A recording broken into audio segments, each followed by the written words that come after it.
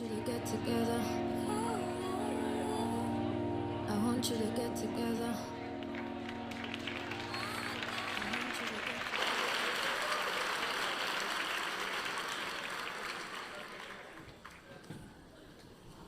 Je, ninaweza kukusaidia? Je, ninaweza kukusaidia? Je, ninaweza kukusaidia? Raise your hand if you don't know what I just said. Good.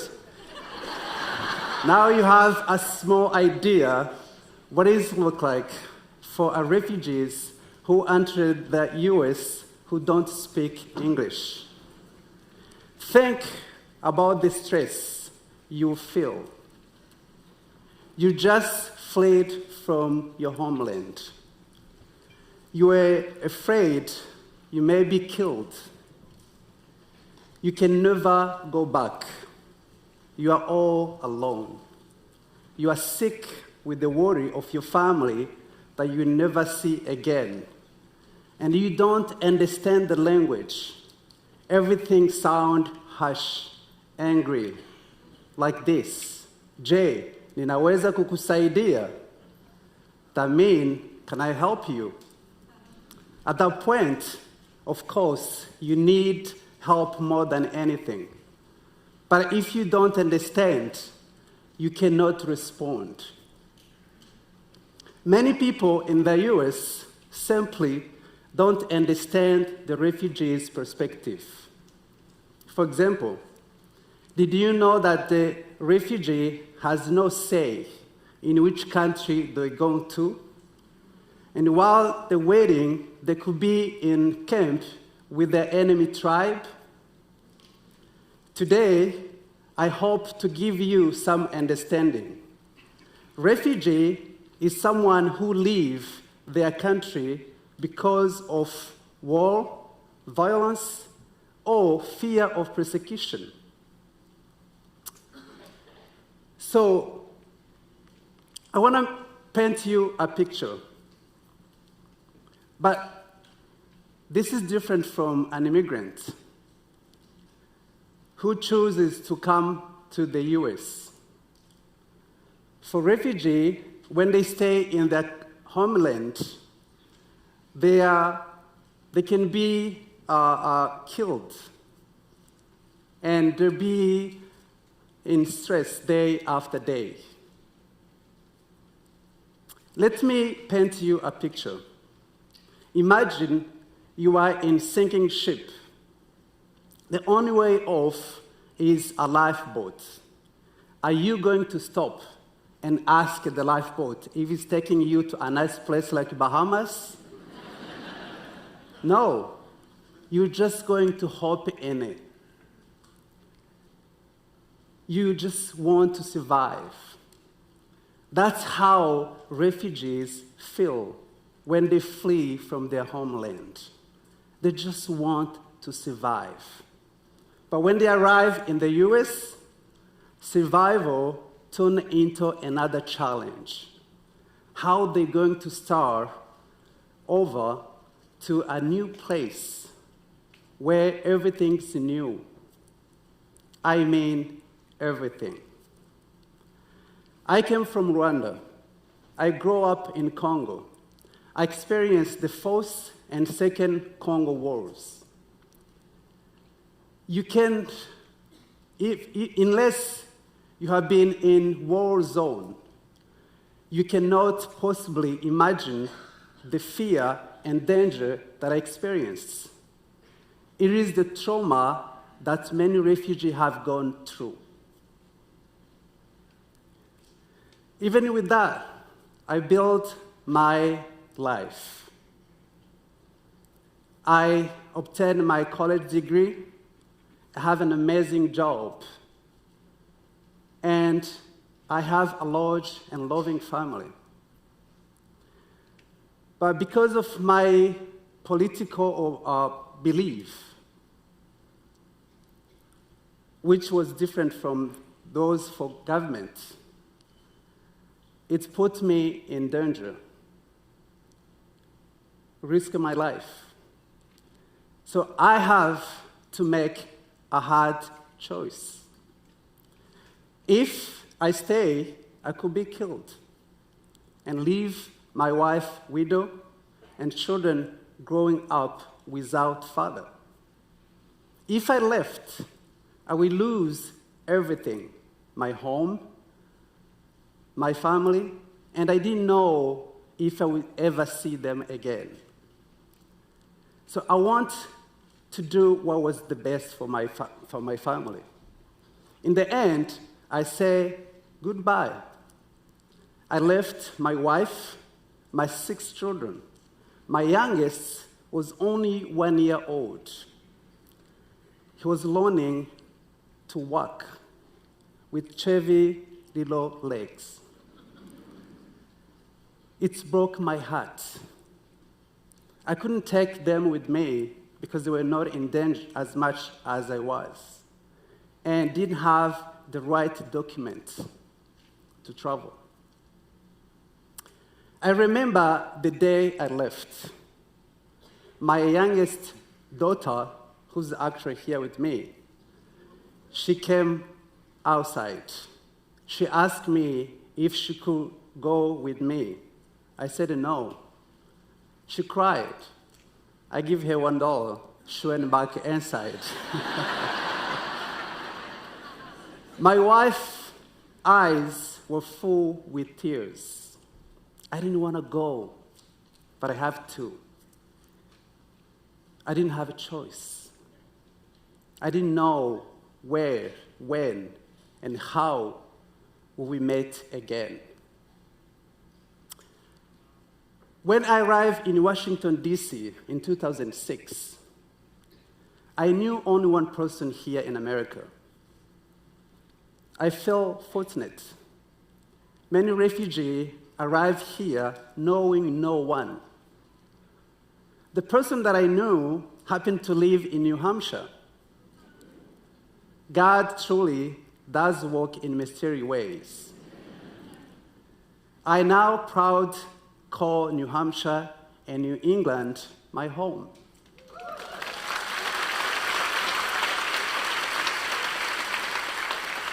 But at the first was a shock.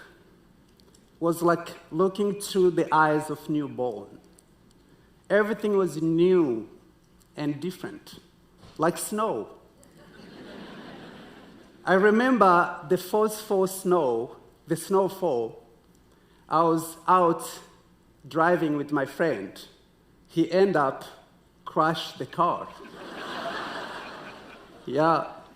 So my first memory of snow was an accident. So the next time it snowed, I stayed home out from work because I learned my lesson. So fool me once, shame on you. Fool me twice, shame on me. While I was enjoying the snow day indoor in my home, my boss called me and said, "Clement, why are you out of work?" I was confused by the question. I thought maybe there was no snow when he's driving. I proudly told him that I couldn't come because I learned my lesson. He ended up teaching me another lesson that day. Snow is not an excuse to miss work in New Hampshire. Or we could all be unemployed. For New Englander, this is the lesson you learn when you're still young. But you know how brutal and unpredictable the winter here can be.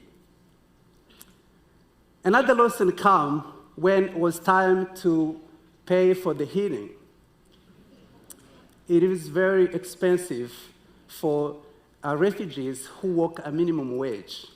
So I have to apply for fuel assistance, even though I have to cut my internet and phone bill to pay for the heat. I felt so ashamed to ask for such help. Back home, I was the provider of my family. a respected professional who helps others in my situation. Now in America, I felt like a beggar who need help to keep warm. Refugees often spend 15 to 20 years in camp, cooking over fires, living in tents, to suddenly navigate the grocery stores, electric oven, internet providers, and heating costs can be overwhelming. Even native-born citizens struggle with American rules, system, and paperwork. Imagine going to DMV if you don't speak English and you never have a driver license. Building new life is difficult, but over time, I adapted my surrounding. I flourished. I learned English on top of speaking French, Kinyarwanda, Kirundi, Swahili, and Lingala.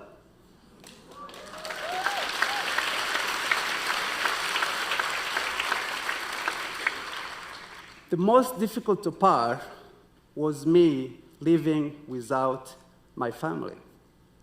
It took 1.5 years to bring them here finally. The process was slow and frustrating, filled with the paperwork that I didn't understand. I had to wait for interpreters to explain my word to people helping me.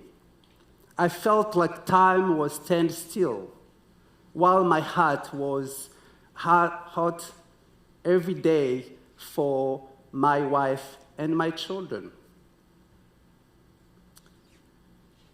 I lived with constant fear and hope. Fear that something could go wrong. Hope that we'll be together again one day. Knowing the hardship that I faced as a refugee, I became a caseworker who helped other refugees to navigate their life here in New England and make sure their houses are warm. In 2013, I founded and I became executive director of Overcomers Refugee Services. It is a no-profit organization that helps refugees not only to survive, but to become successful contributing member of American society, our society. In many ways, I succeeded. I now love the work I do. I love the community that I serve. My 2 youngest are now in college. My other kids already start their families here in US. And I'm proud grandfather of 4. Yes.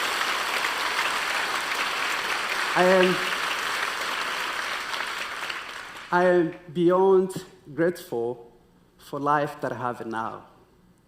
But it was not easy. Not easy.